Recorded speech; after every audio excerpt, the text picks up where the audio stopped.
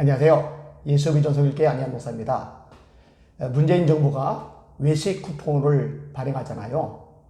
최근에도 발행을 했어요. 근데 희한한 거는요, 지난번도 그렇고 이번도 그렇고요, 외식 쿠폰을 발행하는 시점이 참 적절하지를 못해요. 코로나가 진정될 때 발행하는 게 아니에요. 그리고 외식 쿠폰이 발행되고 나서 계속 이 코로나 확진자가 늘어나요. 지난번도 그렇고 이번도 그래요. 발행하고 한 달 가기 전에 확진자가 늘어난 거죠. 더 놀라운 거는요, 이렇게 확진자가 계속 늘어나고 있는 추세인데 민노총 집회를 허용했다는 겁니다. 아니, 아무리 자기 표밭이라고 해도 그렇죠. 아무리 자기를 지지 세력이라고 해도 그렇죠. 국민들 전체를 생각한다면 그거 허용하면 안 되잖아요. 근데 허용을 하는 거예요. 11월 14일 날 민노총 집회가 여러 곳에서 열렸죠. 오후 2시에 영등포구 여의도공원 인근에서 민주노총 주재로 전태일 50주기 열사 정신계승 전국 노동자대회가 열립니다. 그게다가 아니죠. 같은 시간에 공공운수노조와 금속노조, 민주일반연맹 등 20여 개 가맹 조직들이 여의도 더불어민주당사, 또 영등포구 대방역, 마포구 공동역, 서울 곳곳에서 모여서 노동자대회를 열어요. 이거 허용하면 안 되죠. 이게 허용하고 나서 그 다음에 지금 조치가 나오는 게 뭐냐? 1.5단계로 격상한다. 참 희한해요. 외식 쿠폰 발행하면서 먹으러 다녀라, 놀러 다녀라, 돌아다녀라 그래 놨어요. 그 다음에 민노총 허용해서 곳곳마다 시위 데모를 벌였어요. 그리고 민노총 이 집회가 끝나자마자 느닷없이 격상을 시키면서 교회 예배는 30%만 드려라. 여러분 상식적으로 이해가 갑니까? 이거 문재인 정부가 책임을 져야죠. 도대체 외식 쿠폰 누구 머리에서 나온 거예요? 그거 아이디어 낸 사람, 그 담당자, 그리고 윗선까지 처벌해야죠. 그 다음에 경찰들 왜 막지를 않아요? 왜 허가를 내줘요? 그 경찰 허가 내준 사람 이거 책임져야죠. 그 윗선 책임을 져야죠. 근데 아무도 안 져요. 그리고 국민들만 또다시 찍어 누르는 거예요. 국민들만 또다시 힘들게 하고 피곤하게 만드는 거예요. 그리고 교회 예배만 또다시 건드려 되는 거예요. 정부는 책임 안 지고 국민들만 고통을 늘 분담하는 구조. 이 구조가 도대체 얼마까지 계속되어야 되죠? 참 안타깝습니다. 그리고 제가 안타까운 거는요, 이제 또다시 교회들마다 목사님들 중심으로 30%만 예배 드리게 할 거예요.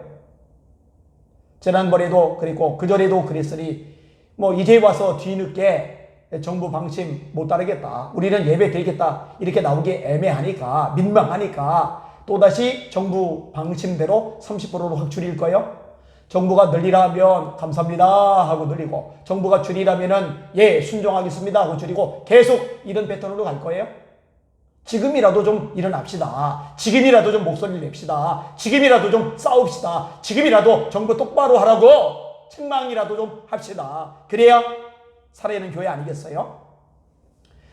지난주에 권사님들하고 얘기를 나누는데, 권사님들 두 분이 외부에서 오셨어요. 그분들이 울먹울먹 하세요. 왜 그러신지 알아요? 교회 예배를 드리러 가고 싶은데 예배를 드리러 갈 수가 없었대요. 왜 그러나 했더니 65세 이상은 오지 말랬대요.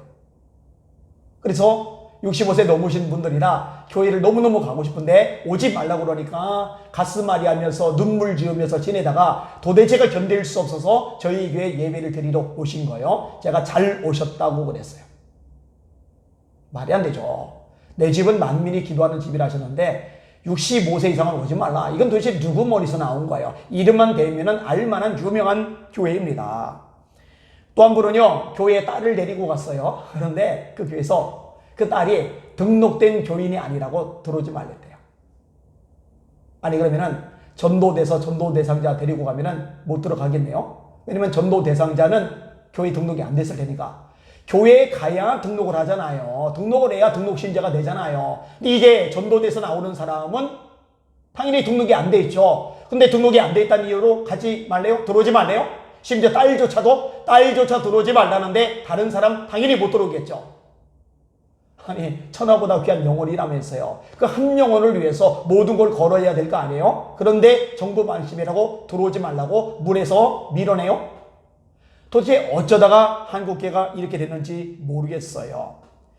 애초에 저 자세로 일관하니 이런 꼴을 당하는 거예요. 애초에 꼬리 내리고 너무 수능을 잘하니 이런 신세가 돼버린 거예요. 욕 좀 먹으면 안 돼요? 언론 통해 공격 좀 받으면 안 돼요? 세상 네티즌 통해 바가지 좀 긁히면 안 돼요? 뭐 어때요? 주님을 위해서 영혼들 위해서 그거 겪으면 되잖아요. 까짓 거 행정 제재 조치 당하면 안 돼요? 까짓 거 벌금 좀 물면 안 돼요? 손해보면 되잖아요. 피해 당하면 되잖아요. 뭐 정필하면 감옥이라도 가면 되잖아요. 내가 그렇게 했어라도 내게 맡긴 소중히 양떼 지키겠다라고 목숨 거는 모습을 보이면 양떼들이 얼마나 그 목사님 존경하고 따르겠냐고요. 목자가 양들에게는 선한 목자로 다가야 되겠지만 양들에게 고통을 주는 이 일에게는요 막대기 들고 몽둥이 들고 싸워야 돼요. 목숨 걸고 싸워야 된다고요. 그럼 다윗이 사울왕 앞에 섰던 말을 기억하세요? 사자나 곰이 와서 양을 물어가면 내가 쫓아가서 찾아왔습니다. 그것들이 일어나 나를 취하면 내가 수염을 잡고 쳐 죽였나이다. 나를 사자와 곰의 발톱에서 건져내신 여호와께서 이 블레셋 사람 할례받지 못한 사람의 손에서도 건져내시리이다. 사자 어떻게 이겨요? 곰 어떻게 이겨요? 자신이 죽을 수도 있었죠. 하나님이 건져주시니 용케 목숨 건졌죠. 그런데 내 목숨이 중요하지만 내게 맡겨진 양떼이기 때문에 목숨을 걸고 사자와 싸운 거고 목숨을 걸고 곰과 싸운 거잖아요. 죽을 각오로 싸운 거잖아요. 그래 하나님 승리 주셨잖아요. 주의 종들이 목자들이 양떼에서 목숨 걸고 싸워야죠. 그럼 하나님이 승리 주실 거 아니겠어요? 지금이라도 목자 본연의 자세로 돌아가 주세요. 좀 싸워주세요. 목소리 내주세요. 제발 부탁드립니다. 이렇게 책임은 지지 않고 자기 잘못을 인정하지 않고 국민들에게 덮어씌우는 정부는 처음입니다. 국민들 이렇게 괴롭히고 달달달달 볶는 정부는 정말 처음입니다. 이렇게 교회를 함부로 탄압하고 예배를 짓밟는 정부는 정말 처음입니다. 성도들이 먼저 깨어납시다. 깨어난 힘으로 목회자들 깨웁시다. 교회도 깨웁시다. 안 되면 성도들부터 깨워서 목회자도 깨우고 교회도 깨우는 거요. 그리고 함께 싸워야 돌파구가 열릴 겁니다. 이대로 가면 안 돼요. 큰일 나요. 이대로 가면 안 돼요. 교회 박살나요. 이대로 가면 안 돼요. 교회 엉망진창이 될 겁니다. 대한민국을 살리기 위해서라도 한국교회를 살리기 위해서라도 성도님들 함께 일어나시고 기도하시고 싸워주시기를 주님의 이름으로 부탁을 드립니다. 거대 장님을 골리앗 앞에서 다윗이 했던 말 인용하고 정리할게요. 너는 칼과 창과 단창으로 내게 나오거니와 나는 만군의 여호와 이름 곧 네가 모욕하는 이스라엘 군대의 하나님의 이름으로 내게 나가노라. 그가 너를 내 손에 넘기시리니 내가 너를 쳐서 네 목을 메고 오늘 블레셋 군대의 시조 공중의 새와 땅의 들짐승에게 주어 온 땅으로 이스라엘의 하나님이 계신 줄 알게 하겠고 또 여호와의 구원하심이 칼과 창에 있지 않음을 이 무리에게 알게 하리라. 전쟁은 여호와께 속한 것인즉 그가 너희를 우리 손에 넘기시리라. 아멘. 다윗처럼 일어나시면은 하나님이 대적들을 우리 손에 넘겨 주실 것입니다. 승리할 것입니다. 할렐루야.